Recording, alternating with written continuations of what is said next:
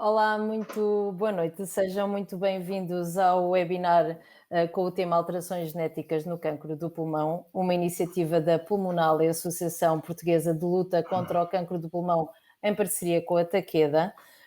Este é o primeiro de dois webinars que a Pulmonale decidiu criar no sentido de continuar o caminho que tem feito para desmistificar a doença e ajudar doentes, familiares e a própria sociedade a encarar o cancro do pulmão de uma outra forma.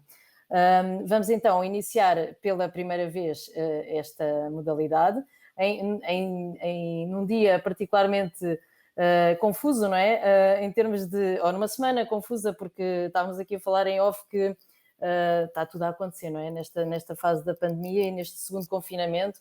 Portanto, eu gostava de começar aqui com uma mensagem de esperança e de positivismo, sei que é possível, depois peço aqui ajuda aos meus convidados, porque os tempos não tão fáceis, não é? Mas depois também há outras doenças que continuam a existir além da Covid e é por isso que estes webinars à distância, cada um em sua casa, continuam a fazer sentido e é por isso que também os palestrantes e os oradores fazem questão de participar e de estarem presentes fora do seu horário laboral, que já é muito intenso.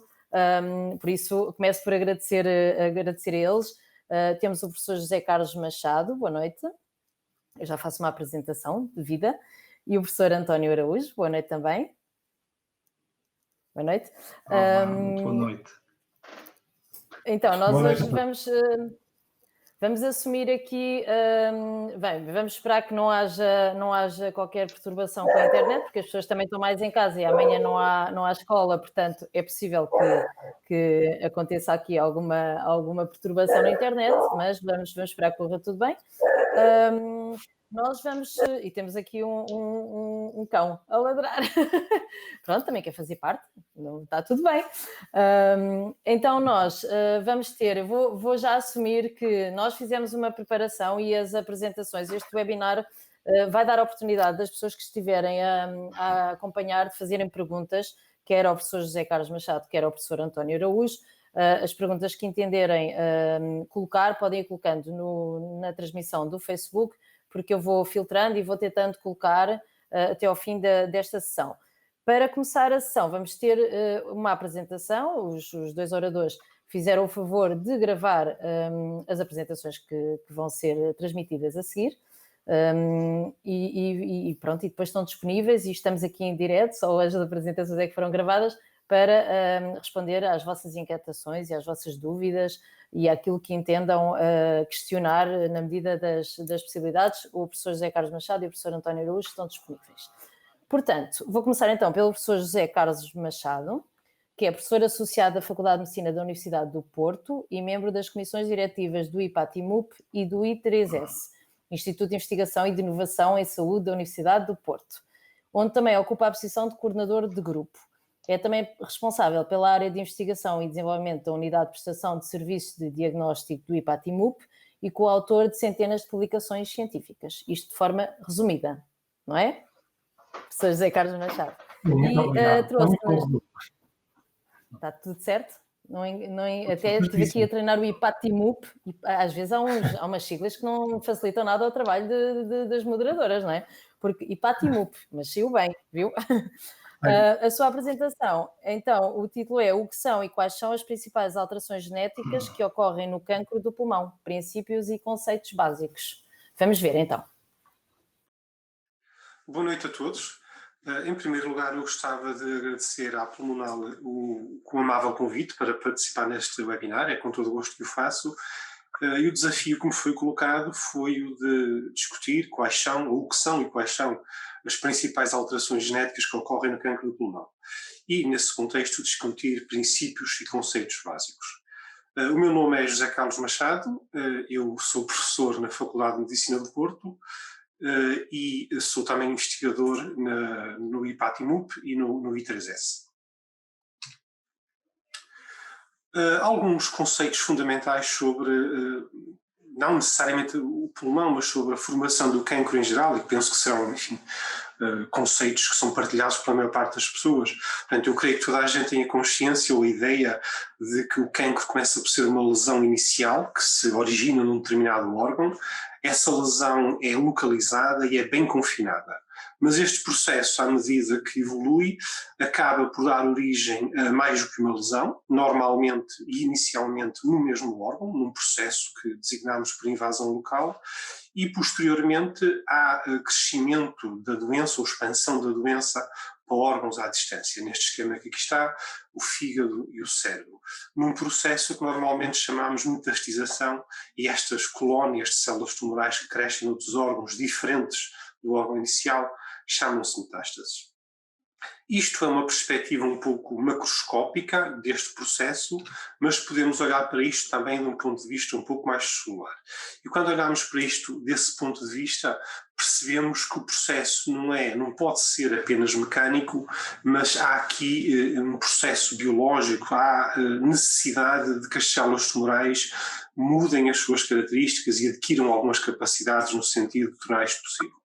E neste esquema o que podemos ver é que, de facto, a lesão inicial acontece e está inicialmente confinada a uma determinada área do órgão, mas há, por exemplo, barreiras físicas, como neste caso a membrana basal, aqui assinalada a amarelo, que têm que ser ultrapassadas.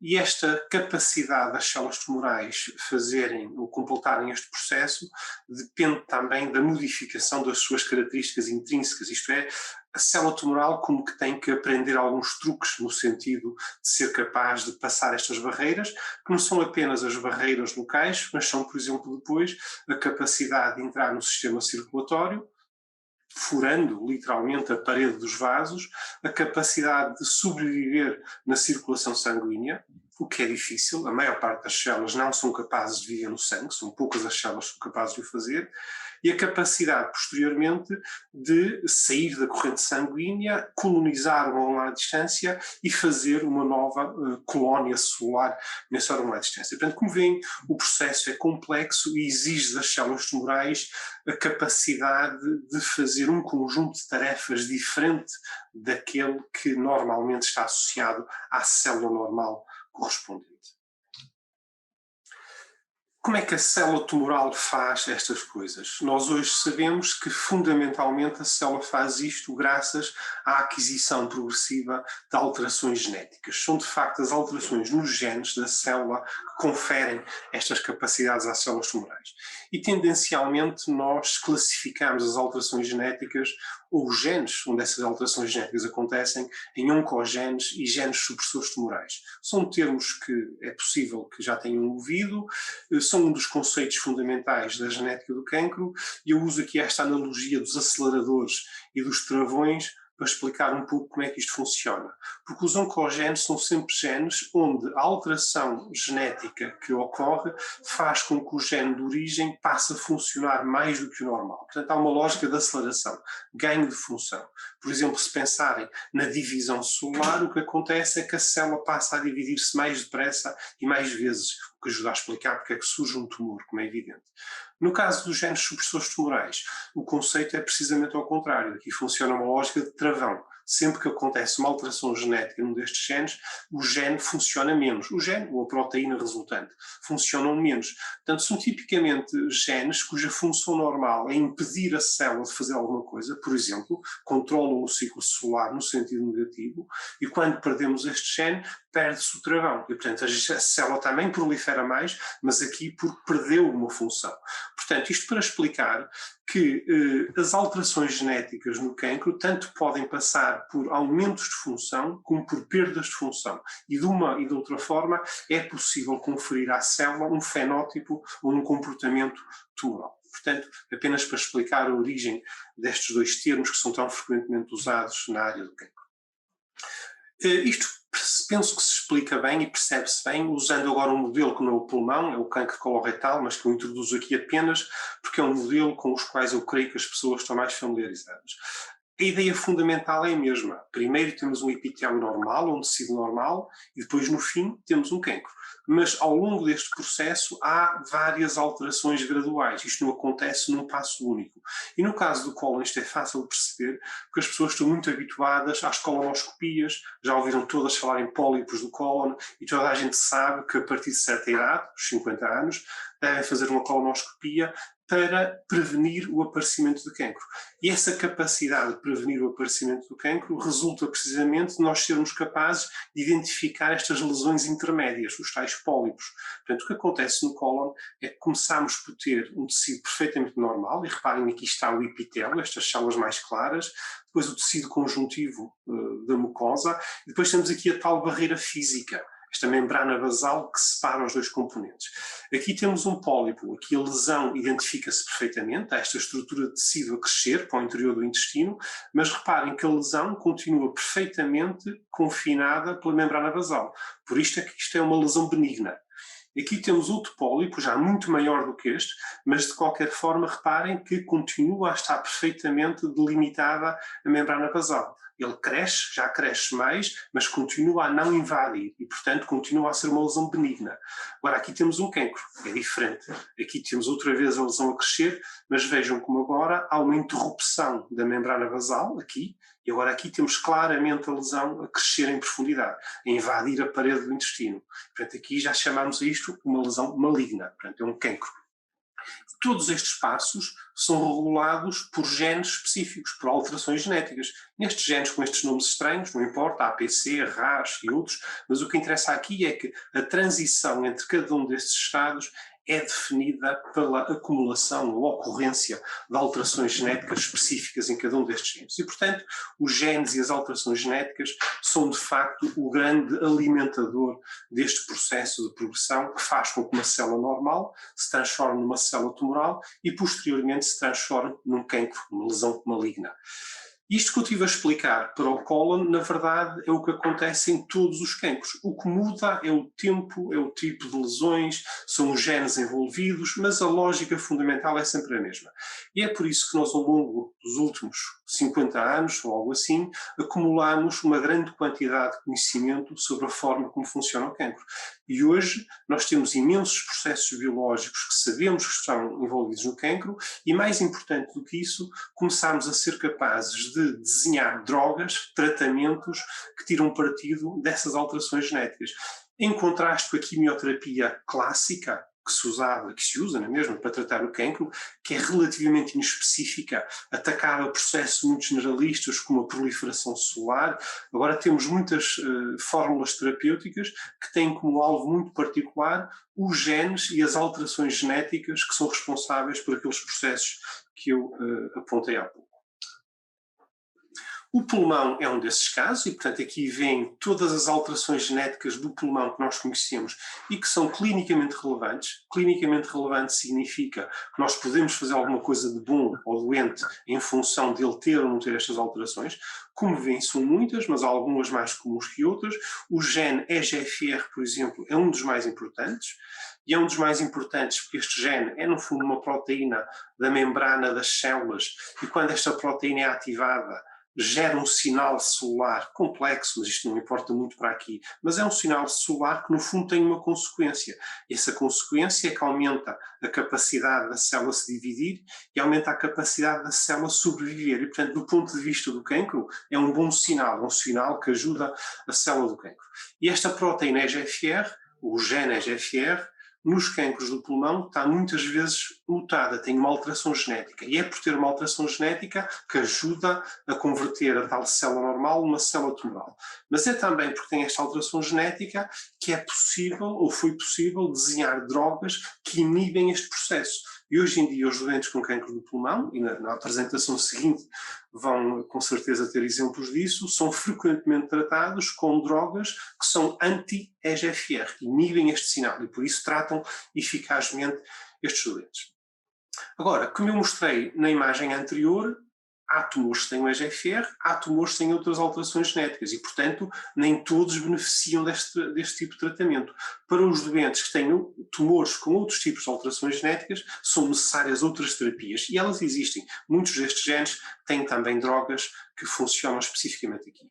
E isto não é verdade apenas para pulmão. Aqui nesta lista tem mama, pulmão, cólon, um tipo de leucemia, um tipo de tumor estromal, estômago, melanoma, e como veem, para todos eles existem genes com alterações particulares que estão presentes nestes doentes em frequências variáveis, às vezes são extremamente frequentes, outras vezes são bastante raros, mas para todos eles existem drogas em uso clínico que atacam especificamente estas mutações. E, portanto, hoje em dia é muito comum quando um doente é diagnosticado com cancro, submeter o tumor a um conjunto de testes de biomarcadores genéticos e depois, em função desses biomarcadores estarem presentes ou ausentes, há uma determinada opção terapêutica. Isto hoje é algo muito comum em cancro. Agora, no pulmão, apenas para terem noção, reparem, há um outro conceito que é preciso esclarecer, heterogeneidade tumoral. E essa heterogeneidade tumoral pode ser intertumoral, isto é, entre os cancros de diferentes doentes, e reparem que há muitos genes diferentes mutados, em frequências muito diferentes, tal como eu mostrei muito no início. Mas é também importante terem em conta que existe um outro nível de heterogeneidade intratumoral, isto é, o cancro de um determinado doente não fica sempre igual. Ao longo do tempo, à medida que a doença progride, o cancro modifica-se e vai acumulando novas alterações genéticas. E isto é importante, porque aquilo que era eficaz ao diagnóstico, por exemplo, pode não ser eficaz 2 ou 3 anos depois, ou 1 ano depois, quando a doença progride. Isso está bem expresso aqui. Este esquema é uma repetição daquilo que eu mostrei antes, voltamos a ver as mesmas alterações genéticas, mas agora fica claro que isto é ao diagnóstico, mas quando um tumor que tinha, por exemplo, uma mutação EGFR, progride 1 ou 2 anos depois, e nós o vamos analisar geneticamente, verificamos que a realidade já não é a mesma. Não é a mesma porque, no fundo, o tumor teve que se adaptar ao tratamento. E muitas vezes o que depois vemos do ponto de vista genético no tumor são agora características que explicam porque é que o tumor adquiriu resistência ao tratamento inicial. Um tratamento esse ao qual respondeu muito bem, mas que depois, a partir de determinada altura, deixou de responder. Por exemplo, no caso do pulmão, em doentes que têm mutação EGFR e, portanto, são tratados com níveis EGFR, em cerca de 60% dos casos, os tumores agora aparecem com uma mutação nova, uma alteração genética nova, que é esta T790M, também no gene EGFR, e que explica porque é que eles adquirem resistência. Felizmente, para os doentes com cancro do pulmão, também já existe uma droga que agora atinge ou ataca especificamente esta mutação T790 e, portanto, há uma outra possibilidade de tratamento para estes doentes. Mas isto ilustra muito bem a importância que hoje em dia tem a caracterização genética dos tumores para que possamos tratar os doentes da forma mais eficaz possível. Há outro elemento, outra dimensão da genética dos tumores que é preciso ter em conta e vai ficar agora cada vez mais importante. Hoje já ficou claro para toda a gente, penso eu, que um tumor não é apenas a acumulação das suas células tumorais, digamos. As células tumorais aqui são estas a vermelho. Mas reparem que num tumor, na massa tecidular que constitui um tumor, existem muitas outras células para além das tumorais. Existem, por exemplo, muitas células do sistema imunológico. Okay? Há uma resposta imunológica ao tumor. Isso, que durante muitos anos pareceu não ter grande importância, é hoje em dia muito importante. E é muito fácil de ilustrar com esta experiência clássica. Isto é uma coisa de laboratório, muito experimental, mas no fundo o que se fez aqui foi inocular um produto químico, um carcinogénio, na pele de 2 grupos de animais. Animais imunodeficientes, sem sistema imunológico, e animais normais, imunocompetentes. E o que se observa é que os tumores crescem muito mais vezes e crescem mais nos animais imunodeficientes do que nos animais imunocompetentes, como se pode ver aqui neste gráfico claramente. E, portanto, o sistema imunológico tem um papel de vigilância sobre o crescimento tumoral. Num indivíduo saudável, em que o sistema imune funciona bem, há alguma boa capacidade de detectar tumores que aparecem de novo e os destruir. Mas num indivíduo onde o sistema imune funciona menos, isso acontece com menor eficácia. E é por isso que hoje em dia a imunoterapia é um sucesso e é usada eficazmente no tratamento de muitos cancros, incluindo o cancro do pulmão. Agora, a pergunta final que eu queria discutir é como é que isto funciona? Porque é que o sistema imune, afinal, reconhece uma célula tumoral?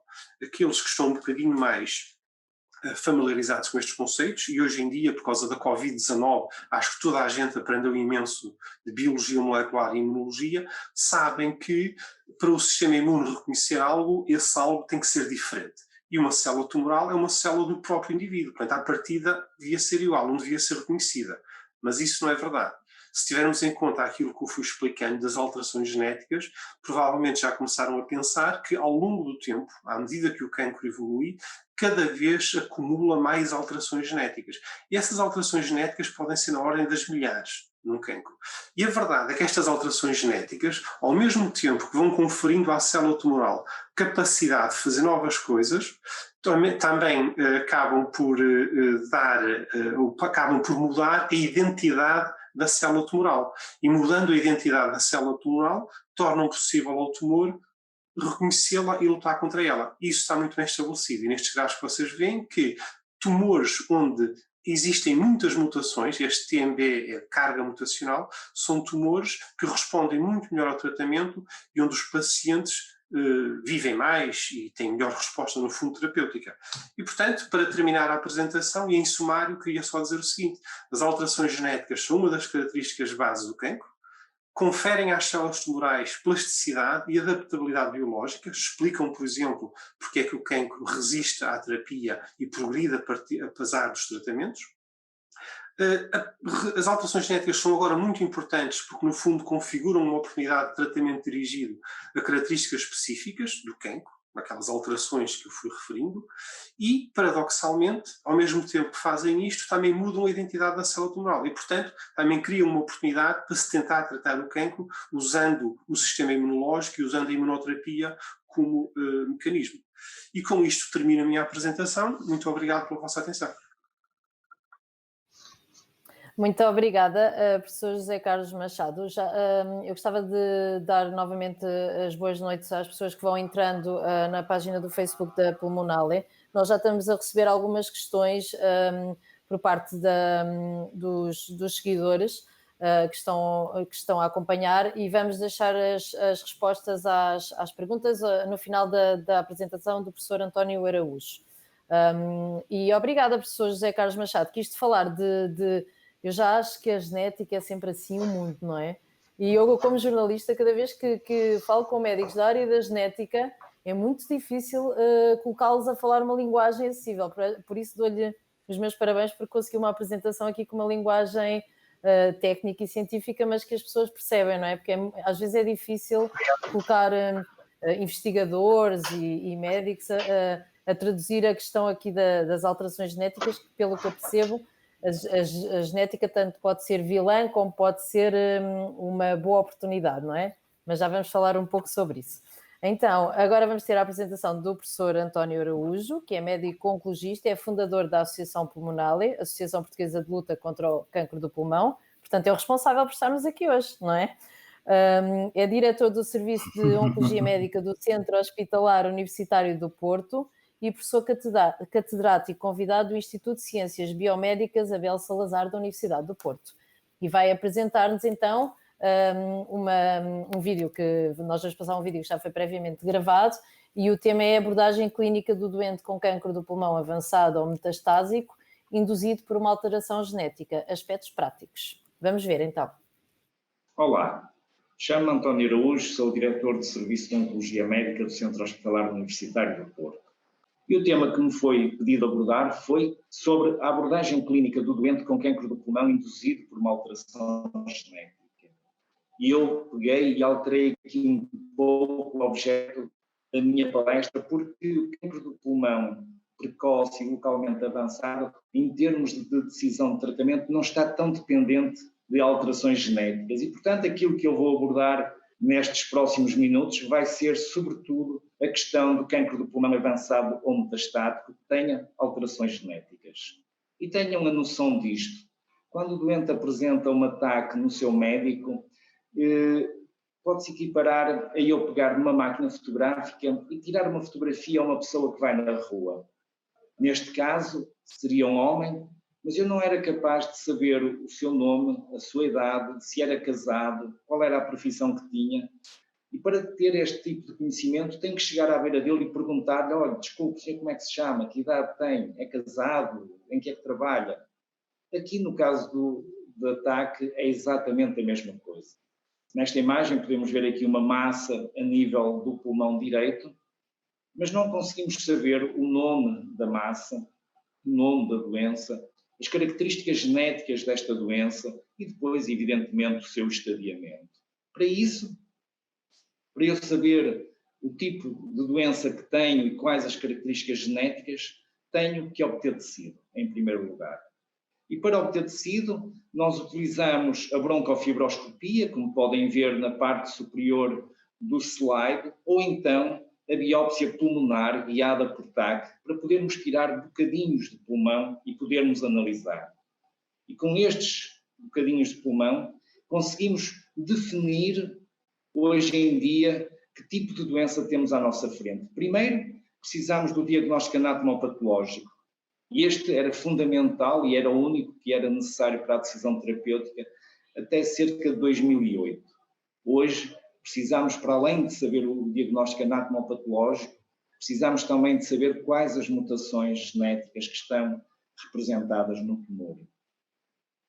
E porquê? Porque, sabendo as características genéticas desse tumor, conseguimos desenvolver medicamentos específicos para cada tumor, para cada doente.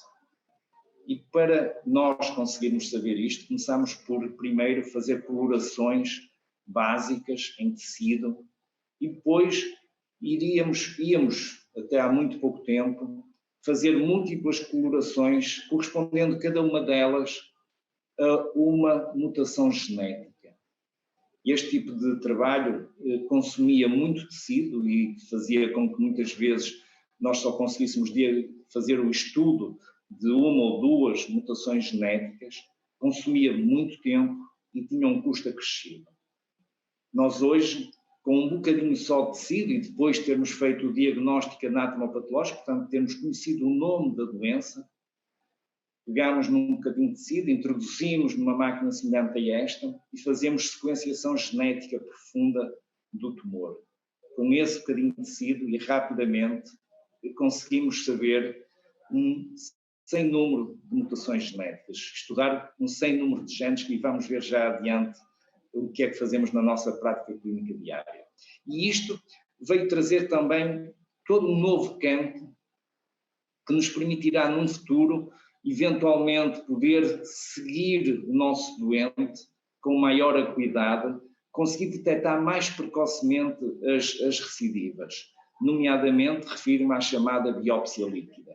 O que é a biópsia líquida? No fundo, é colher um pouco de sangue, hoje em dia, e nesse sangue que colhemos, poder determinar quer DNA tumoral circulante, quer células tumorais circulantes, e a partir daí fazer o estudo da existência ou não de mutações genéticas. E este tipo de estudo pode também ser feito a nível, por exemplo, da urina, do derrame pleural, ou então, por exemplo, do líquido cefalorraquidiano. E com isto, nós hoje em dia, na nossa prática clínica diária, seja em tecido, seja em sangue, conseguimos no espaço de entre 7 a 14 dias úteis determinar ou este tipo de painéis que nos dão cerca de 40 genes específicos para cada tipo de tumor, no caso específico para o cancro do pulmão, ou então fazer pesquisas muito alargadas de genes, na casa dos 300 a 400 genes de uma só vez, no sentido de tentar determinar se existe alguma mutação genética que tenha um medicamento que possa ser utilizado naquele caso clínico em concreto. E isto porque nós temos conhecimento hoje em dia que há mutações genéticas que são importantes para o desenvolvimento do tumor e para os quais nós fomos desenvolvendo uma série de armas terapêuticas que nos permitem tratar cada vez melhor o nosso doente. E isto porquê? Porque nós temos necessidade de personalizar a terapêutica por 3 razões muito simples. Primeiro, para podermos conceder ao nosso doente um aumento da sua sobrevivência. Segundo, para lhe melhorar a qualidade de vida. E terceiro, para que possamos tratá-lo com um custo que seja razoável para a sociedade. E isto porquê? Porque nós conhecemos a evolução do que foi o tratamento do cancro de pulmão. Quando eu comecei, na década de 90, a decisão de tratamento era baseada no conhecimento de termos ou não um carcinoma de pulmão de pequenas células ou não pequenas células. E se fosse um carcinoma de pulmão não pequenas células, aquilo que nós tínhamos à nossa disposição era a quimioterapia, neste caso um dupleto baseado na platina. E com este tipo de tratamento nós conseguíamos sobrevivências globais medianas para os nossos doentes apenas na casa dos 8 meses. Com o surgimento do pemetrexedo e da utilização da quimioterapia já baseada no tipo de histologia que tínhamos presente, nos carcinomas de pulmão não pequenas células de tipo não escamoso, nós conseguíamos aumentar a sobrevivência global do nosso doente para quase 1 ano. E com a utilização do pemetrexed como tratamento de manutenção, nós conseguíamos sobrevivências globais medianas de cerca de 16 meses. Com o surgimento dos alvos específicos, do conhecimento da importância das mutações genéticas no desenvolvimento dos tumores e com o desenvolvimento daí de medicamentos para bloquear estas mutações genéticas, nós ultrapassamos em muito a sobrevivência global mediana, ultrapassamos, dizia eu, em muito os 24 meses e começámos pela primeira vez a encarar a doença, o cancro do pulmão, como uma doença crónica. Isto tornou-se ainda mais evidente quando, mesmo na ausência de uma mutação genética destes alvos terapêuticos, e quando existe uma sobreexpressão de PDL1, que é um marcador importante para decidirmos sobre a imunoterapia, quando nós utilizamos imunoterapia e monoterapia, nós conseguimos também sobrevivências globais medianas muito extensas para os nossos doentes. E hoje, mesmo quando não temos nenhuma mutação genética presente no tumor, e independentemente da expressão de PDL1, nós conseguimos, com a associação de quimioterapia e imunoterapia, tornar cada vez mais esta doença uma doença crónica, com aumentos substanciais da sobrevivência global para o nosso doente. Mas não tenham ilusões que ainda têm a percorrer pela frente, e dou-vos aqui um exemplo apenas com estes slides. Em 2013, nós tínhamos conhecimento da existência destas alterações genéticas. O EGFR tem uma incidência na nossa população de 13% a 15%, o ALK anda na casa dos 3% a 5%, o ROS1 entre 1% a 3%, e, portanto, no total, nós temos apenas cerca de 25% dos doentes que apresentam mutações genéticas que têm medicamentos desenvolvidos para isso. Hoje, com a introdução da imunoterapia e o conhecimento da importância do PDL1, nós somamos esses 25% mais 30% de doentes em que apenas dirigindo a terapia para aquela alteração ou para a sobreexpressão do PDL1, conseguimos tempos de sobrevivência global muito alargados. Mas ainda existem cerca de 38% a 40% dos doentes que não apresentam nem mutação genética, nem sobreexpressão do PDL1, e para estes, como viram atrás, estamos a continuar a usar a terapia associada à imunoterapia para termos um aumento substancial da sobrevivência dos nossos doentes. E queremos isto com qualidade de vida. E a qualidade de vida é tão importante porque a quimioterapia, como sabem, tem muitos efeitos laterais e, portanto, deteriora numa grande parte a qualidade de vida aos nossos doentes. Eu trago-vos aqui apenas alguns exemplos disto. Reparem, quando eu utilizo, por exemplo, seja o pemetrexed, seja o docetaxel em monoterapia, existe um número muito elevado de doentes que experienciam náuseas, vômitos, queda do cabelo, alterações no sistema nervoso periférico e depois também muita toxicidade hematológica. E isto é mais importante quando nós usamos os dupletos baseados na platina. Aí a toxicidade hematológica é uma toxicidade importante, mas para além disso as náuseas, os vômitos, queda de cabelo, são tudo efeitos laterais da medicação que impactam muito na qualidade de vida do doente. Com o surgimento das terapias dirigidas a alvos, portanto, terapias dirigidas à consequência das mutações genéticas, o panorama alterou-se substancialmente. Estas terapias são muito amigas dos doentes. Os efeitos mais graves, aqueles que nós classificamos como grau 3 e 4, são raros, praticamente inexistentes, tirando a questão de algum rash cutâneo, um pouco aquele rash da puberdade, que na maior parte dos casos é relativamente simples de controlar, e em alguns doentes a diarreia ou alterações a nível das transaminas são, sim, os efeitos laterais mais frequentes, efeitos laterais esses que são muito, na maior parte dos casos, muito simples de controlar.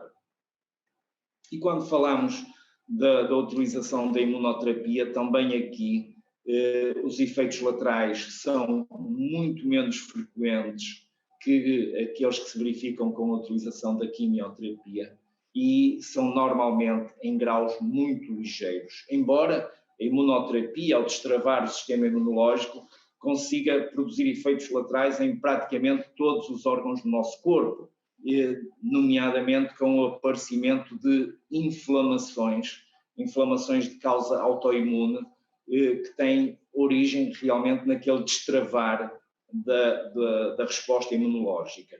Mas, como vos digo, estas reações são relativamente raras e, na maior parte dos casos, de fácil controle, o que leva ao aparecimento destas estratégias de escolha de tratamento que nós utilizamos hoje em dia. Quando estamos em presença de um carcinoma do pulmão de não pequenas células, em estadia avançada ou metastático, aquilo que nós pretendemos saber logo desde o início é se está presente alguma mutação genética. E se está presente alguma mutação genética, nós devemos utilizar medicamentos para bloquear essas alterações ou essa alteração genética. E deixamos a quimioterapia para uma segunda linha, para se o doente necessitar no futuro. Se não existe nenhuma mutação genética, então eu vou avaliar a expressão de PDL1. Se esta for muito elevada, acima de 50%, eu vou utilizar imunoterapia e monoterapia, ou então, independentemente da expressão, poderei usar a associação de imunoterapia com quimioterapia, no sentido, por exemplo, de alargar o espectro de tratamento para aquele doente em particular. E com isto, nós conseguimos efetivamente aumentar a quantidade de vida aos nossos doentes e, tão ou mais importante que isso, dar-lhes qualidade de vida com os tratamentos que nós propomos fazer. Com isto, termino a minha apresentação, espero que tenham gostado e aproveito para vos desejar um excelente ano com muita saúde. Muito obrigado pela vossa atenção. Obrigada, professor António Araújo. É isso que nós precisamos este ano mais do que nunca, não é? Precisamos de saúde, não é? Que isto não está fácil. Não está, pois não? Mas pronto, tivemos esta apresentação no fim, este evento em novembro de 2021, quero falar um pouco sobre isso e será que vai acontecer presencialmente? Não sabemos, não é? Tinha aqui um evento no final da sua apresentação. Não sabemos não sei se conseguirei organizar presencialmente. O meu serviço tem organizado anualmente um curso dirigido a profissionais de saúde, nomeadamente a médicos, em que fazemos um curso básico de oncologia, que damos praticamente toda a informação mais ou menos aprofundada da oncologia, no sentido de os preparar para uma doença que é uma doença que vai ser muito importante no século XXI, porque nós, conseguindo controlar muitos fatores de risco, como das doenças cardiovasculares, até os próprios acidentes de trânsito e tudo isso, e conforme a população vai envelhecendo, é evidente que o cancro vai ser uma doença muito prevalente na sociedade, e conforme nós vamos conseguindo dar mais quantidade de vida, então vamos ter os doentes realmente a viver longamente, a conviver com o seu cancro, e portanto é necessário preparar os profissionais de saúde para esta área. E é uma área em que a investigação tem sido promissora, não é, professor José Machado? Nós já temos aqui algumas perguntas, algumas delas são muito específicas de casos muito próprios. Eu vou colocá-las à mesma para não deixar ninguém sem resposta, e depois passo a bola para quem sabe e pronto, e safo-me dessa parte. Mas a investigação nesta área, e mesmo a imunoterapia que ambos falaram, resulta bem, não é, em certos casos específicos do cancro do pulmão. Também é bom que as pessoas percebam que nem todos os cancros, nem todos os tipos de cancro são execuíveis para esta terapia. Mas a investigação tem sido muito promissora, não é? Esta comparação de há uns anos com aquilo que se consegue oferecer hoje é realmente uma nova esperança, não é? Sim, sem dúvida. Aliás, eu fiz de propósito colocar no início da apresentação aquele esquema que provavelmente terão achado complicado quando falei de oncogenes e genes supressores tumorais. E fiz isso de propósito para agora poder dizer que o que parece extraordinário, uma grande quantidade de opções no tratamento do cancro, precisamente resultante de toda essa investigação que tem sido feita, é na verdade apenas, somos nós, na verdade, apenas tirar partido de uma pequeníssima parte daquilo que de facto sabemos sobre cancro. E, portanto, todas estas coisas que nós apresentámos, o EGFR, o ALK, que eu falei, o professor António Araújo falou, são exemplos de sucesso, mas tudo isto é dirigido a apenas uma pequena propriedade ou pequenas propriedades do cancro. Nós sabemos muito mais do que isso. E, infelizmente, neste momento, tudo isso que sabemos ainda não foi convertido ou traduzido para aplicação clínica e em benefício dos doentes, mas estamos a caminhar para isso. E, portanto, há muitos outros alvos terapêuticos que nos próximos anos vão chegar à prática clínica, e há muitos outros mecanismos biológicos que nós agora conhecemos melhor sobre o cancro, que também vão ser utilizados. A imunoterapia e esta capacidade de tirar partido do sistema imunológico é apenas o mais recente destes fenómenos, digamos assim, mas como a relação entre o cancro e o sistema imune, outras relações entre o cancro e outros componentes, outros mecanismos do nosso organismo, nós também vamos tirar partido desses. E, portanto, a investigação é obviamente o caminho a seguir para o cancro, para a Covid-19, para o que quisermos. Não é? Só que as pessoas depois só se lembram dos cientistas quando a coisa começa a correr mal. Mas, desse ponto de vista, infelizmente, de certa forma, a Covid-19 vem mostrar muito bem como é importante termos uma ciência bem ativa, e como depois os países que têm essa ciência ativa até acabam por tirar dividendos fortes dessa mesma ciência. Não somos nós que estamos, por exemplo, a tirar grandes dividendos do fabrico de vacinas. Podíamos ser, mas não somos. Pois, e também é importante dizer às pessoas que muitas vezes, né, mesmo nós jornalistas queremos dar boas notícias, não é? Ou queremos falar de uma nova esperança, e muitas vezes as pessoas também não percebem esta diferença entre o que está a ser investigado e a partir do momento em que está na prática clínica, não é? Porque muitas vezes vêm nas notícias e depois eu ouço relatos de alguns investigadores de receberem imensos telefonemas nos laboratórios de doentes que legitimamente têm esperança numa investigação que ainda está em curso, não é? Sim, é difícil essa gestão. Claro, e o hiato de tempo que me dei à investigação e à utilização clínica é enorme. Aliás, o professor António Araújo sabe isso muito melhor que eu, porque, enfim, implica testar e aprovar todo um conjunto de aspectos que demoram muitos anos, de facto. Agora até se percebe melhor, porque uma das questões em relação à vacina da Covid-19, não é? É a questão de, mas foi tão rápido, não é e não é aqui o tema, mas pronto, para comparar, foi tão rápida esta investigação que as pessoas não têm confiança e eu não vou tomar porque tenho algum receio, porque isto foi tudo muito rápido, não é? Portanto, agora se calhar até percebemos que a investigação demora um pouco mais, mas neste caso da Covid também tivemos todos os esforços e muito mais investimento, que também é uma coisa importante, não é? Todo o mundo está virado para esta pandemia. Diga, professor António Luz, tenho a palavra. É bastante mais simples do que é. Pois. E depois a investigação tem também altos e baixos, tem coisas às vezes muito promissoras que depois acabam por não resultar em nada para a prática clínica, e tem outras que não parecem ser muito promissoras e depois vêm a ter uma aplicação muito grande. Eu recordo-me, e o professor José Carlos Machado também é dessa altura, quando começámos a estudar o EGFR, o primeiro medicamento que apareceu para ele foi o Gefitinib, passa publicidade. E isto foi nos anos 2000, no início de 2000. E quando apareceu o medicamento, parecia ser a quinta maravilha do século. Nós parecíamos que tínhamos encontrado ali a cura para o cancro do pulmão. E depois percebemos que não resultava em todos os doentes, e nessa altura ainda não sabíamos porque é que não resultava em todos os doentes.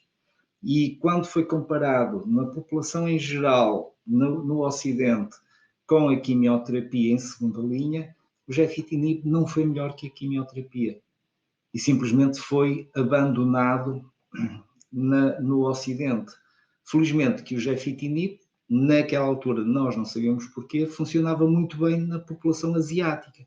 E continua a ser desenvolvido na Ásia e continua a ser muito investigado. E foi quando nós percebemos da importância que as mutações genéticas, neste caso do EGFR, tinham para responder a este tipo de tratamento. E um medicamento que esteve para ser abandonado na Europa voltou a ser reaproveitado, aí já com uma orientação clínica muito grande, e foi esse medicamento que acabou por depois determinar a explosão de biomarcadores e de medicamentos dirigidos para aquela área específica. Temos outros exemplos, eu estou-me a lembrar, por exemplo, aqui há uns anos atrás falava-se muito na terapia com células dendríticas para o cancro, e houve muitos portugueses que, infelizmente, gastaram muito dinheiro numa clínica na Alemanha para fazer terapia com células dendríticas. E, infelizmente, ela tinha muito poucos resultados, ou quase nenhuns. E não é porque, em termos filosóficos, em termos científicos, não haja alguma coerência, algum interesse na questão das células dendríticas, que hoje nós sabemos que são muito importantes para a imunoterapia e para a interação que existe entre as células cancerosas, os linfócitos, os nossos polícios do corpo, e para esta interação resultar, e elas são necessárias. E hoje em dia desenvolvem-se, por exemplo, terapias a nível laboratorial, em que se retira sangue, se modifica em laboratórios linfócitos e depois se multiplicam e se reinfundem nos doentes, e se faz aquilo que se chama de terapia imunológica personalizada. Isto tem muito a ver com realmente a investigação e com o avanço de conhecimento, e este avanço de conhecimento às vezes também tem recuos e às vezes também tem falhas, e é preciso nós estarmos sempre a ponderar os benefícios, os riscos e aproveitar os conhecimentos para fazer avançar a ciência e fazer avançar a favor dos nossos doentes. É um processo de tentativa e erro, não é? Eu assumo sempre que os investigadores e os cientistas têm que ter muita resiliência, não é? Muita paciência, porque muitas vezes, se calhar, estão ali quase à descoberta, não é? E depois, de repente, têm que voltar atrás. Portanto, imagino que o Dante também é...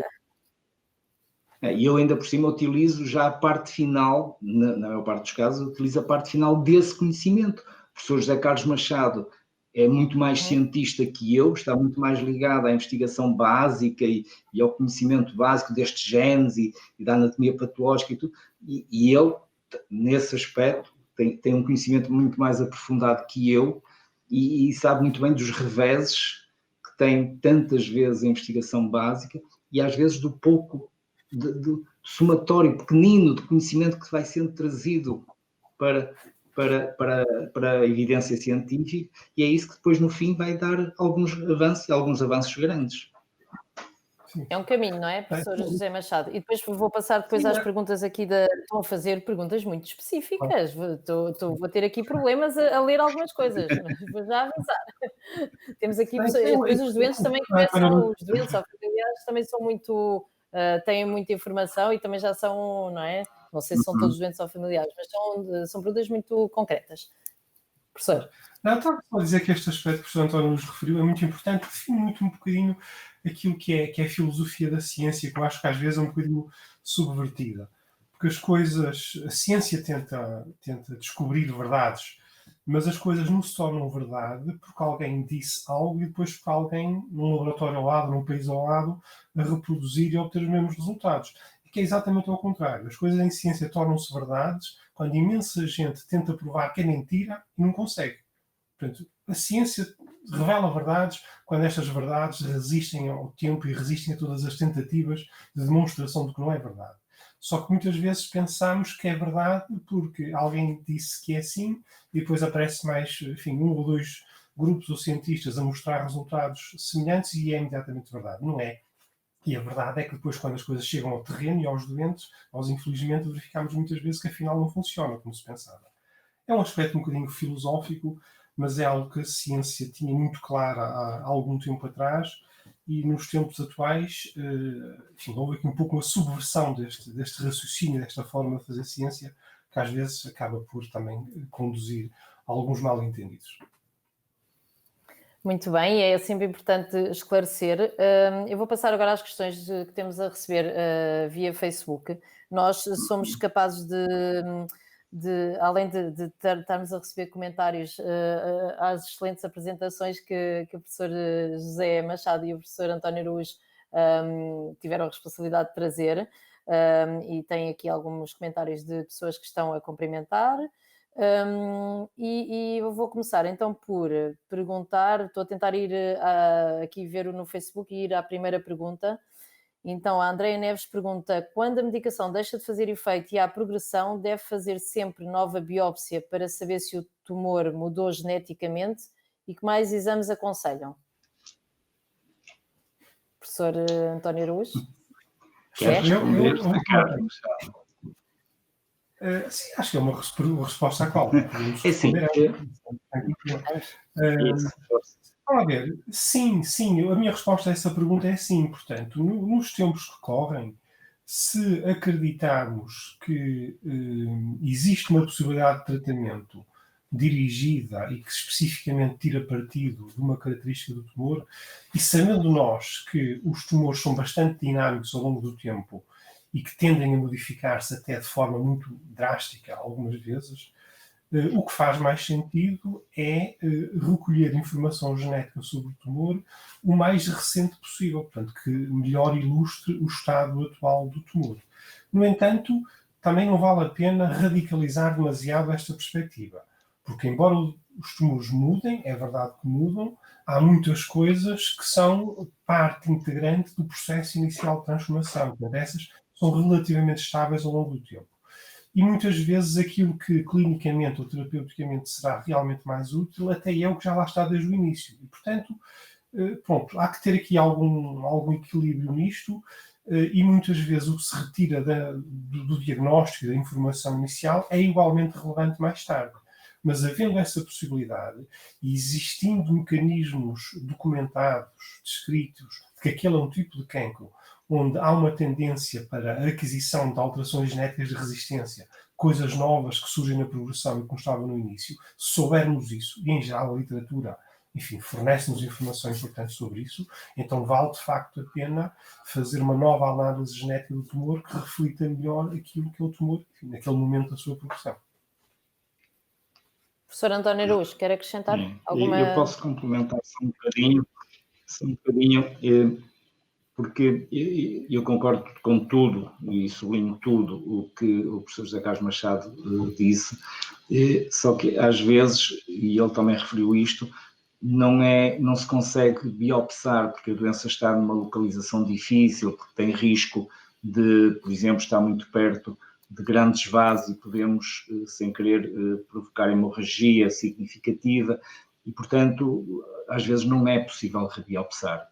E nesse aspecto, e eu tentei falar um bocadinho na apresentação, às vezes socorremos também da tal chamada biópsia líquida, em que tentamos retirar sangue, em que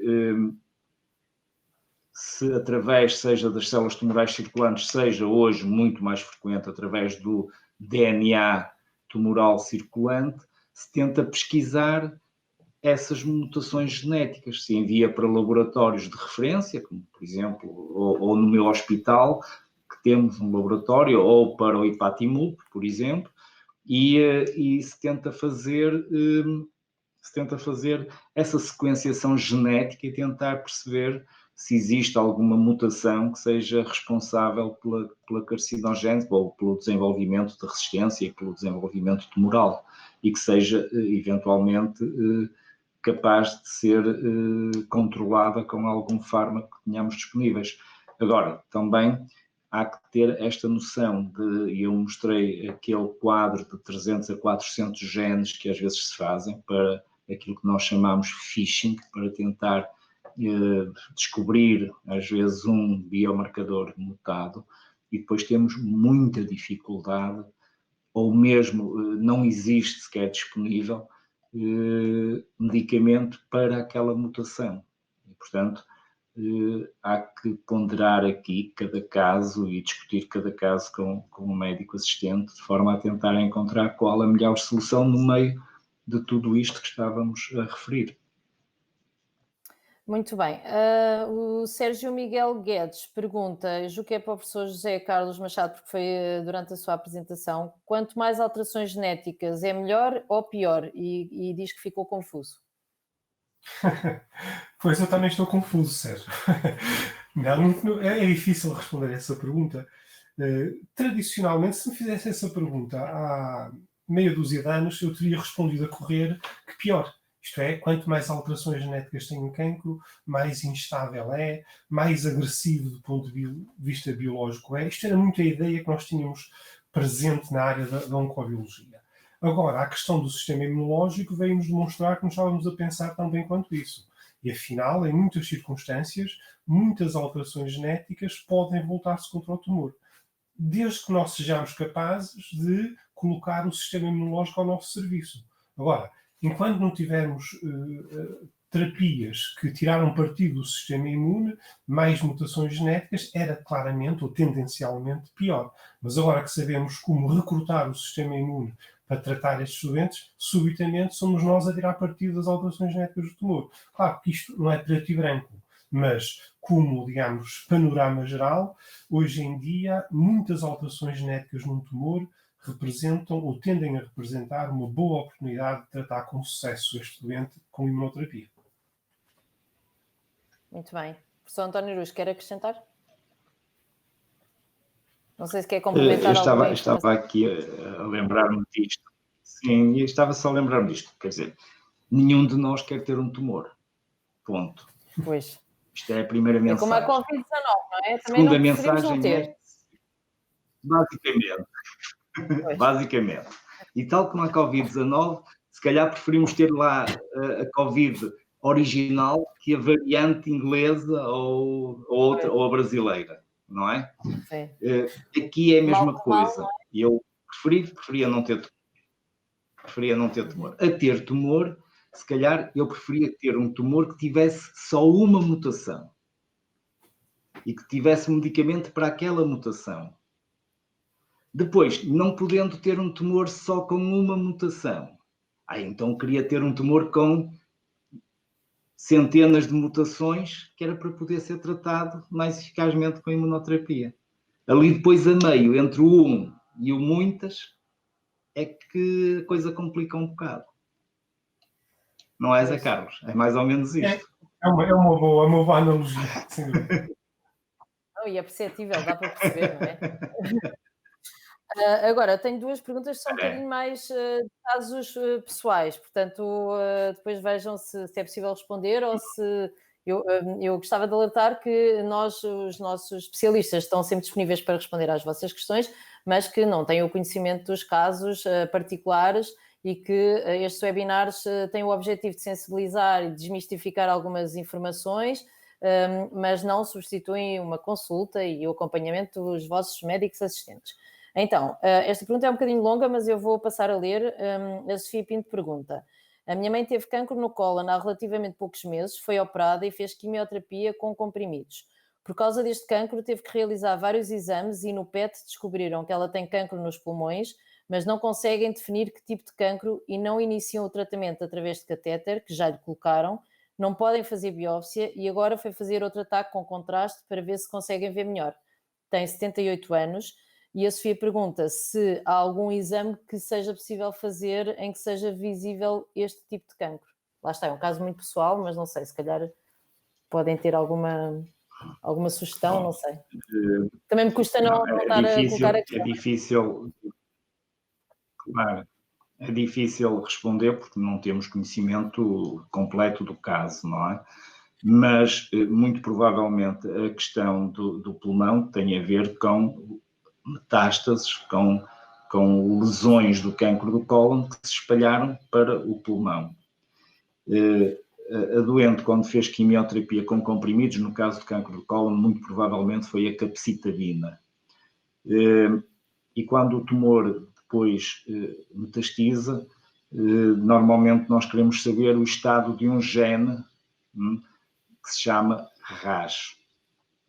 E, portanto, pode eventualmente haver necessidade, por um lado, de quererem confirmar se as lesões de pulmão são metástases do carcinoma do cólon, por um lado, e por outro, eventualmente, a necessidade de analisarem, se não fizeram antes, analisarem agora o estado desse gene do RAS. Ou então, depois, elaborando mais o pensamento de instabilidade de microsatélites. A PET e o TAC são imagens, são aquelas fotografias que eu falei no início da minha apresentação. Nenhum nem outro substituem a biópsia, porque são apenas imagens, vão-nos dizer se há lesões e se as lesões estão a crescer ou não. Portanto, servem eventualmente para fazer o seguimento, servem eventualmente até para ponderar melhor se realmente é necessário biopsar ou se existe alguma lesão que seja mais fácil de abordar, mas nunca são substitutos da biópsia para um diagnóstico correto. Não sei se consegui responder ou orientar um pouco quem nos fez a pergunta, mas também não temos muitos mais elementos. Pois. Não é possível, até porque depois as equipas que seguem tomam estas decisões, não é? E muitas vezes os exames também servem de complemento, não é? Estes exames de imagem e as biópsias servem exatamente. De um conjunto.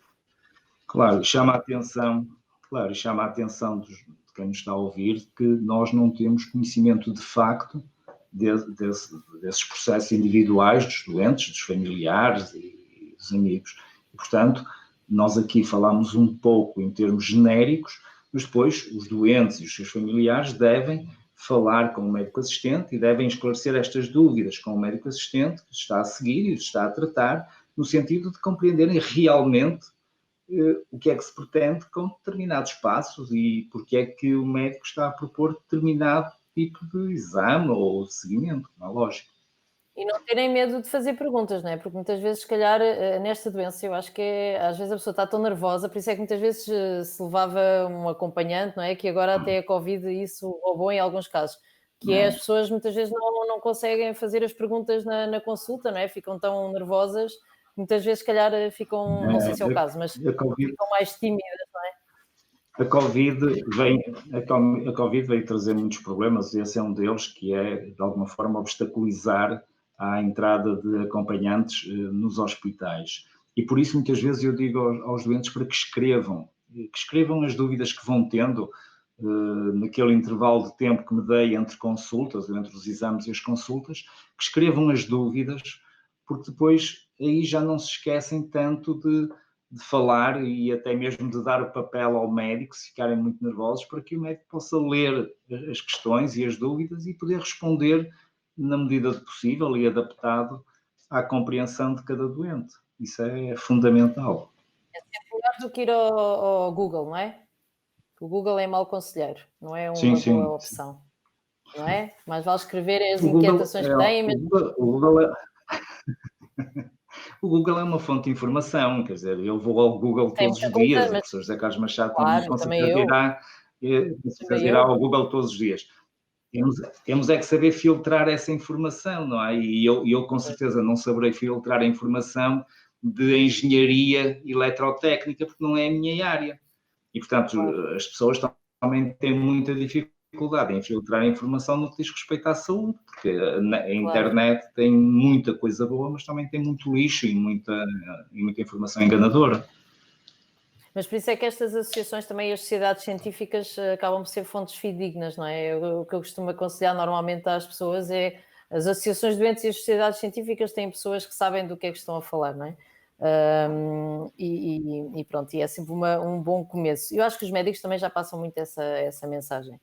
Temos outra pergunta que é, para a mutação ALK+, não sei se é assim que se diz. ALK+, não é assim, não é assim, professor Ricardo Machado.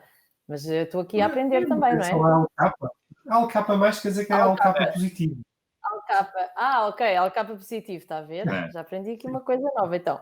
Vou dizer outra vez, vamos fingir que isto não aconteceu. Para a mutação ALK positivo, também é possível fazer imunoterapia ou apenas tem sucesso em outras mutações?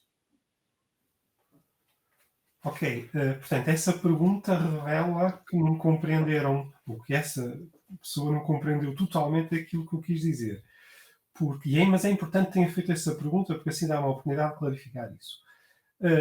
As mutações como a ALK ou a EGFR ou outras são mutações que têm uma consequência funcional. Essa mutação por si só muda o comportamento da célula. E é por isso que um fármaco que tem como alvo essa mutação, e portanto impede esse gene ou essa proteína de funcionar dessa maneira, tem uma consequência direta e imediata, digamos assim, no tumor e naquelas células tumorais.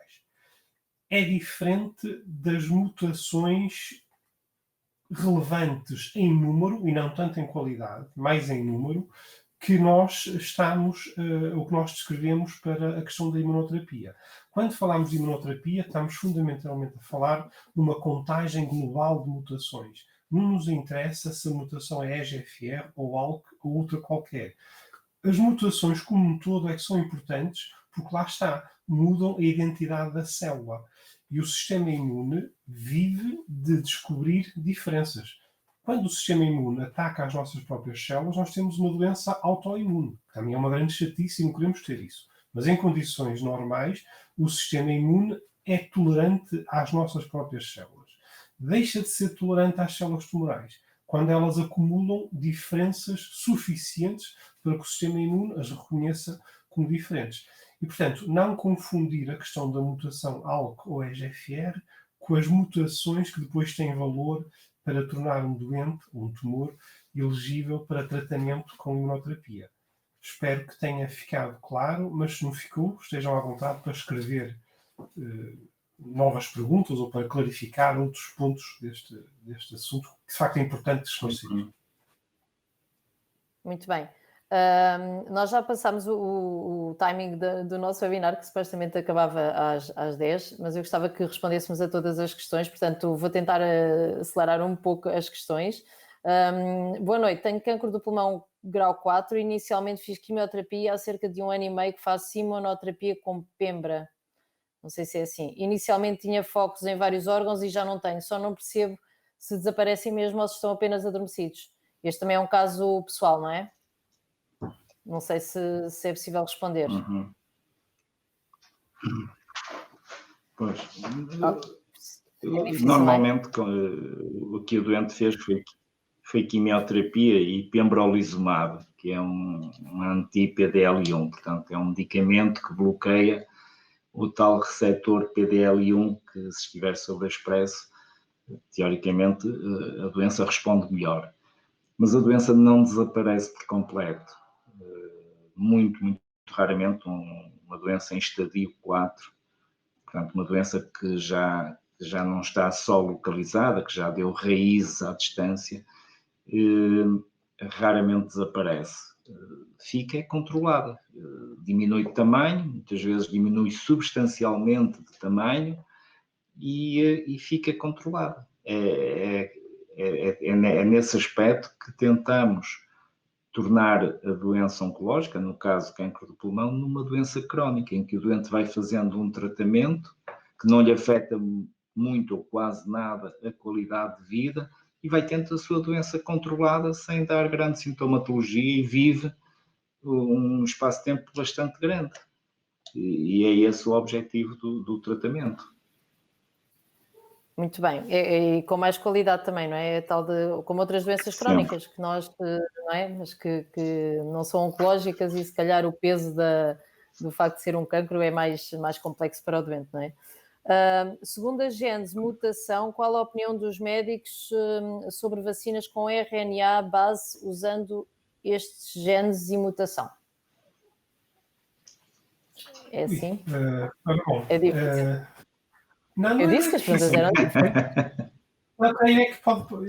O que é difícil aqui é perceber exatamente qual é a motivação da pessoa que fez a pergunta e porque é que a está a fazer.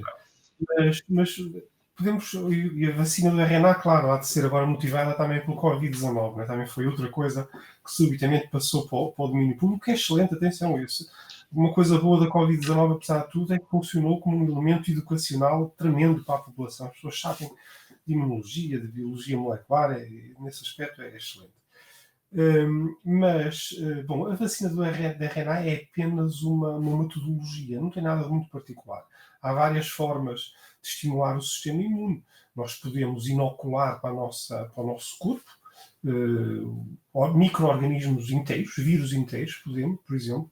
Podemos inocular proteínas dos vírus ou das bactérias, podemos inocular outros antigénios particulares, ou em vez de inocular o antigénio já no seu estado final, podemos inocular, no fundo, digamos, o esquema de como é que se faz esse antigénio, que é o que acontece com as vacinas de RNA. Quando fazemos isto uma vacina do RNA, o que vai acontecer é que esse RNA vai depois, no interior do nosso organismo, produzir o antigénio respectivo. E, portanto, é uma metodologia alternativa, tem demonstrado eficácia, é mais adequada para determinadas doenças, outros tipos de vacinas são adequados para outras doenças, enfim, isso. Há depois um mundo de possibilidades, ainda bem, quanto mais possibilidades tivermos, mais próximos estaremos da eficácia, com certeza. Agora, não confundir isto com a produção de vacinas que têm como alvo uma determinada mutação. Em teoria, isso é possível. E, de facto, há uma investigação na área do cancro precisamente nessa área, em tentar, no fundo, estimular o sistema imune à custa de mutações que estão no seu tumor. E fazendo isso através da produção de vacinas ou análogos de vacinas. Mas, e essas que eu me estou a referir, por acaso, nem são muito baseadas em RNA, pelo menos para já são baseadas noutras tecnologias. Mas não façam uma ligação direta entre isto que têm ouvido agora a propósito do Covid, das vacinas de RNA, e agora toda esta questão das mutações que eu aqui referi. No futuro, quem sabe, até se poderá fazer uso desta tecnologia da mesma forma. Mas para já, essa possibilidade não existe realmente. Professor António Araújo, tenho uma pergunta da Rafaela Pinto. Deixou de ouvir? Cláudia, deixa-me só complementar um bocadinho. Não, estou a ouvir. Ficou sem som. Ok. Sim. Não, queria só complementar um bocadinho aquilo que o professor José Carlos Machado disse. Em termos clínicos, têm sido testadas algumas vacinas para o cancro, quer para prevenir o aparecimento de cancro, particularmente depois da cirurgia, quer para tratar cancros mais ou menos localmente avançados, mas até hoje todas as vacinas diretamente usadas para tratar o cancro não têm resultado. E, portanto, em termos de vacinação contra o cancro, não existe tratamento de vacinas para o cancro. Existe sim, por exemplo, vacinas que inibem algumas infecções que vêm a provocar o cancro, como, por exemplo, a questão da vacina contra a hepatite B ou contra o citomegalovírus para a prevenção do cancro do colo do útero e que, vacinando as pessoas para a infecção, vem, no fundo, a vacinar contra o aparecimento do cancro. Muito bem. A Rafaela Pinto faz uma pergunta para ambos, mas são perguntas diferentes. Então, para o professor António Araújo, o PDL1 é transversal a outros tipos de cancro para a decisão de usar imunoterapia? Infelizmente não. O PDL1 é muito usado para o cancro do pulmão, mas, por exemplo, tem pouca relevância quando falamos no cancro do cólon ou outro tipo de cancros. Nós, para outro tipo de cancros, temos usado outro tipo de análise, como o professor José Carlos Machado falou e muitíssimo bem, por exemplo, a carga mutacional do tumor, aquilo que se chama as deficiências em reparação de DNA, e essas adquirem maior importância noutro tipo de cancros. E por isso é que, por exemplo, não podemos transpor diretamente a importância da mutação do EGFR, do álcool, do ROS, que são importantes para a carcinogénese do pulmão, para o modelo de cancro, por exemplo, do cólon ou cancro da mama. O tipo de genes que estão envolvidos nestes modelos tumorais são completamente diferentes. E assim também a questão dos marcadores que nós pesquisamos para a utilização de imunoterapia para os diferentes modelos de doenças. Aliás, só que esta questão da especificidade tecidular do cancro é muito importante. E eu acho que as pessoas compreendem isso bem se pensarem, por exemplo, nas formas hereditárias de cancro. Porque as pessoas sabem que existem alguns cancros que são hereditários. São poucos, muito poucos, mas existem alguns. Agora, reparem que esses cancros hereditários correspondem a uma determinada mutação herdada. E quando essa mutação é herdada, os cancros que essa pessoa desenvolve são muito particulares. Ou são do cólon, ou são da mama, e são sempre os mesmos. Isto é, mesmo quando se herda uma mutação, não se tem cancro em todos os organismos, em todos os órgãos ou tecidos do corpo. Tem-se em sítios muito particulares. Lá está. Há um cocktail genético, digamos assim, particular para cada tipo de cancro. E é só, digamos, reprodutível naquele tipo de cancro. Muito bem, gosto dessa expressão, cocktail genético. Dá uma perspectiva assim mais...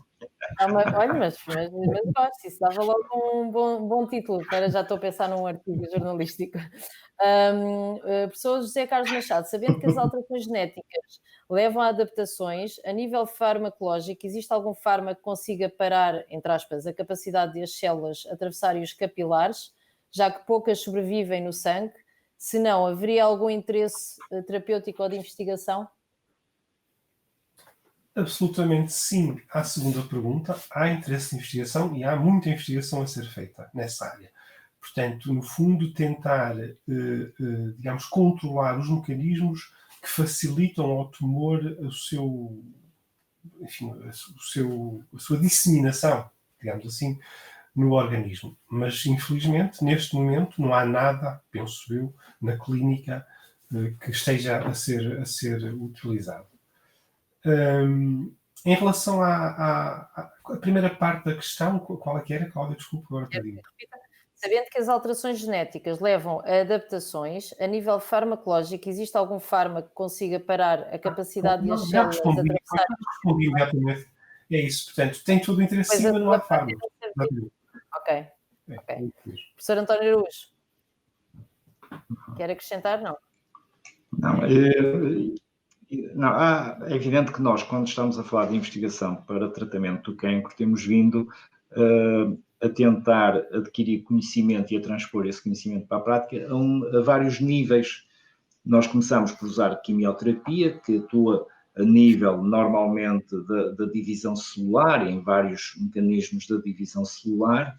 Quando começamos a usar terapias dirigidas a alvos, começamos, a primeira terapia dirigida a alvos, que eu me lembro, foi a hormonoterapia no cancro da mama, em que desenvolvemos medicamentos específicos para os receptores hormonais do cancro da mama. Depois desenvolvemos também medicamentos específicos para receptores hormonais do cancro da próstata, que são completamente diferentes dos do cancro da mama, e, portanto, a hormonoterapia que se usa num tipo de cancro é completamente diferente da que se usa noutro tipo de cancro. E depois, por exemplo, viemos a desenvolver também medicamentos para a angiogénese, um pouco neste campo que a pessoa nos colocou a questão. Nós, neste momento, temos medicamentos que tentam controlar o desenvolvimento de novos vasos, porque sabemos que para o tumor se desenvolver necessita de oxigênio e de nutrientes.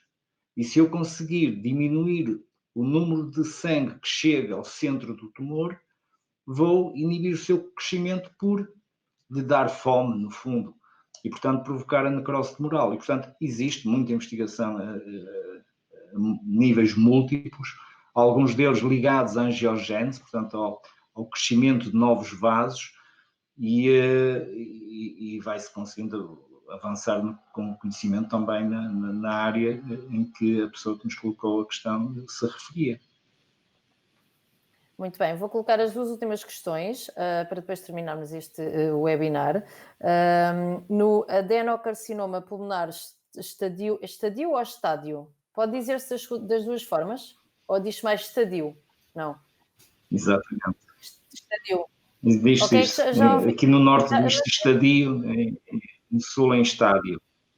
Pois, que eu já tive entrevistados que diziam das duas formas. Eu, por acaso, achava mais que era estadio, mas às vezes até quando é prescrito com Agora, curiosamente, a palavra tem acento no acento.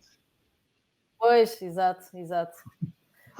Então, no adenocarcinoma pulmonar estadio 4 com mutação ALK positivo, qual a vossa opinião na combinação de alectinib com radioterapia?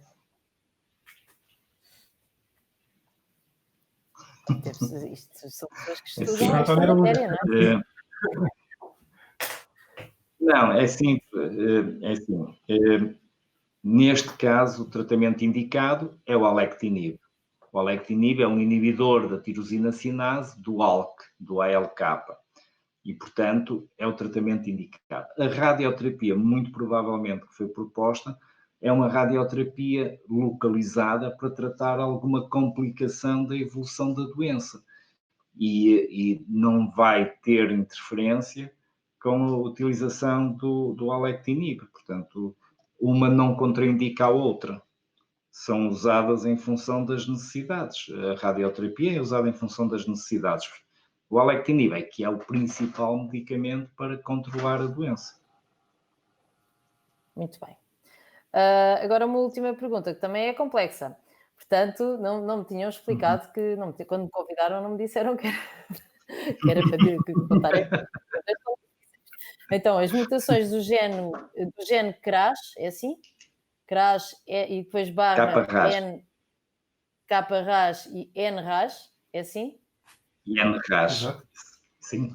As mutações do gene KRAS e NRAS estão presentes em 15 a 25% dos casos de adenocarcinoma do pulmão e estão associados a uma pior resposta ao tratamento com inibidores EGFR, é isso? Que inibidores há para o gene KRAS? Meu Deus! Pronto, já acabei a pergunta, estava só a tirar. Responder, depois o professor Luís complementa. Bom, o gene é uma família de genes, na verdade. O KRAS, o NRAS e o HRAS, são três, mas no pulmão são esses dois mais relevantes. São dos genes mais frequentemente mutados em pulmão, aliás, são dos genes mais frequentemente mutados em muitos cancros. Por exemplo, no pâncreas, mais de 90% dos cancros do pâncreas têm mutação neste gene KRAS.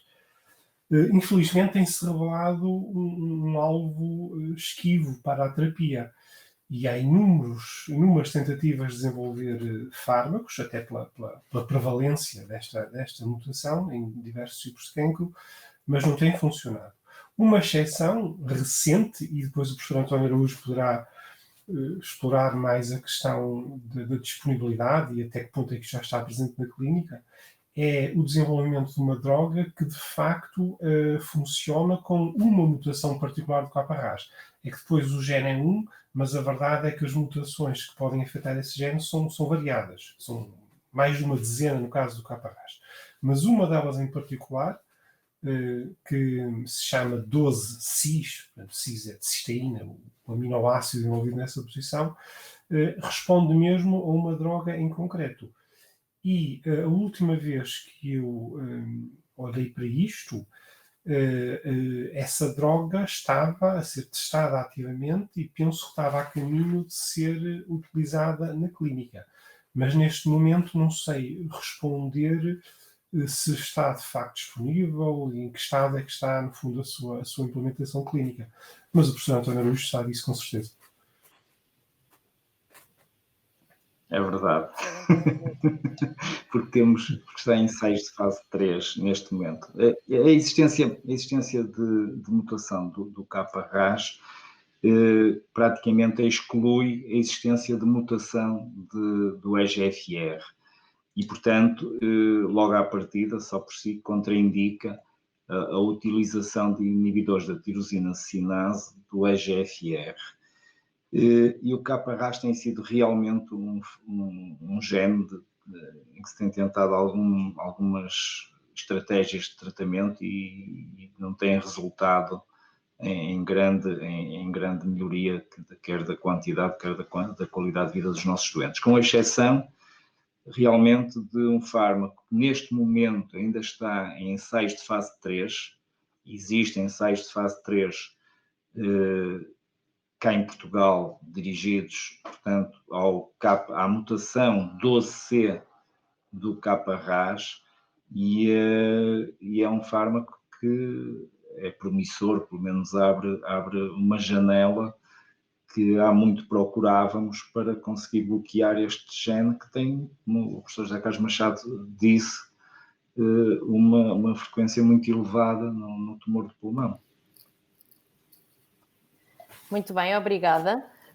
Nós vamos ter que terminar este webinar, com pena, não é? Porque está sempre participado e eu já vou dar conta do próximo webinar e da data. Também é um tema super difícil, portanto, vamos lá ver, senão, já estou a ver o que é que me espera. Gostava de agradecer a presença do professor José Carlos Machado e do professor António Araújo e dar a oportunidade para uma mensagem final, caso haja alguma coisa que queiram acrescentar e que não tenha eventualmente ter sido dita. Professor José Carlos Machado. Não, para além do óbvio, usem máscara e tenham cuidado, como é evidente. Acho que há imensa gente que não usa, olha, é o que eu mais vejo na rua. É impressionante, as pessoas continuam a usar. Continuamente a repetir.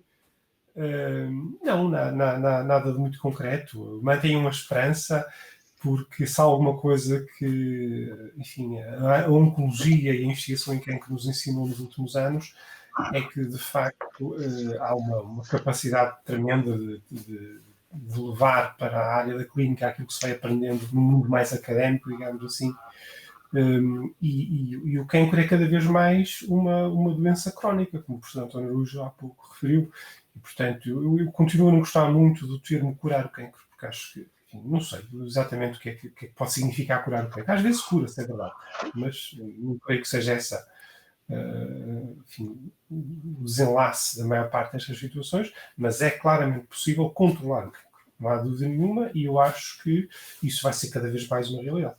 Portanto, vamos ser otimistas. Professor António Araújo.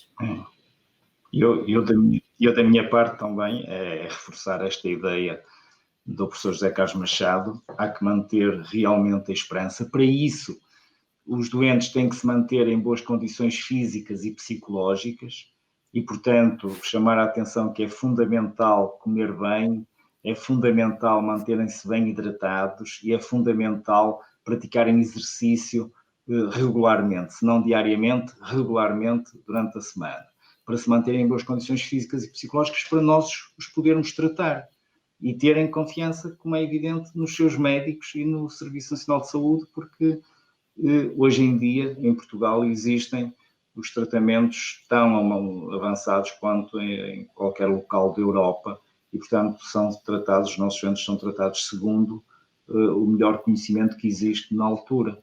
E com isto, queria agradecer o convite à Pulmonal, é um prazer estar aqui presente hoje, ao fim destes anos todos, depois da Pulmonal ter sido criada, e como é evidente, cumprimentar a Cláudia, é um gosto estar sempre consigo nestes debates, e tem sido múltiplos ao longo destes tempos.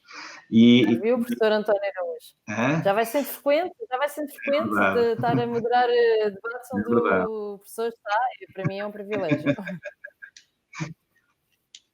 E como é, obrigado. E como é evidente, deixar um abraço muito amigo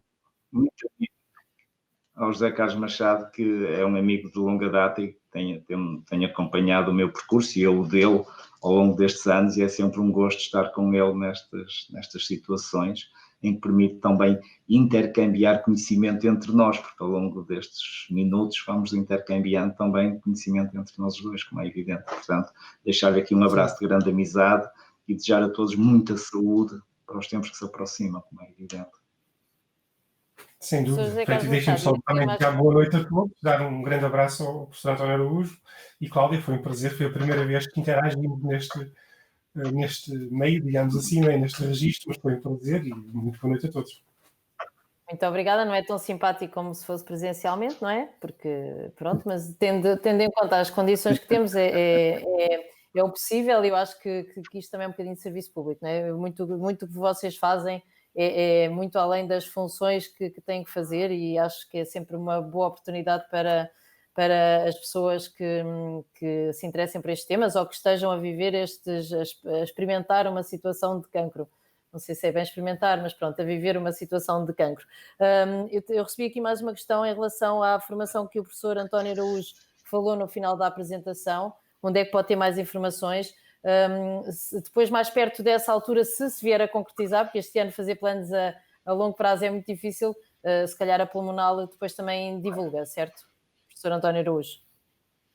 Sim. Estarem atentos assim, aos meios de comunicação nesta área que será divulgado. Muito bem. Eu, da minha parte, gostava de agradecer a presença simpática de os dois oradores que me acompanharam nesta hora e meia. Agradecer à Presidenta Pulmonal Isabel Magalhães pela confiança e pelo convite. Agradecer à Fator-Chave, que é a empresa que está nos bastidores, mas que assegura que a parte técnica corra tudo bem e que chegue a vossas casas na perfeição. Agradecer à Taqueda, que foi a parceira desta iniciativa, e dar-vos conta que no próximo dia 11 de fevereiro haverá um segundo webinar e que será dedicado ao tema dos ensaios clínicos. Portanto, é outro tema que promete. Da minha parte, muito obrigada, uma boa noite a todos. Cuidem-se, fiquem em segurança, cumpram as regras e vamos pensar que isto vai passar e que metade do tempo já foi e que agora só pode ser bem sucedido. Vamos pelo menos ter esperança, não é? Muito obrigada, boa noite. Obrigado, boa noite.